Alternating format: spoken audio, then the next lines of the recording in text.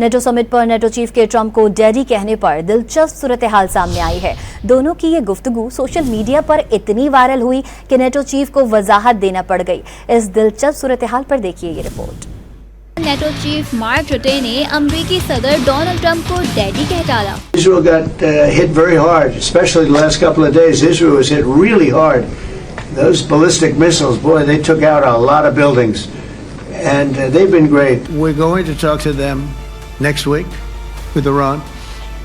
We may sign an agreement. I don't know. To me, I don't think it's that necessary. I mean, they had a war, they fought. Now they're going back to their. NATO summit के इख्तिताम पर सहाफ़ी ने सवाल किया तो Trump ने भी मजाक में कह दिया कि उन्हें डैडी कहलवाने का एहसास कबूल है। They've had a big fight, like two kids in a schoolyard. You know, they fight like hell. You can't stop them. Let them fight for about 2-3 minutes. Then it's easier to stop them. And then Daddy has to sometimes use strong language. You have to use strong language. Every once in a while you have to use a certain word.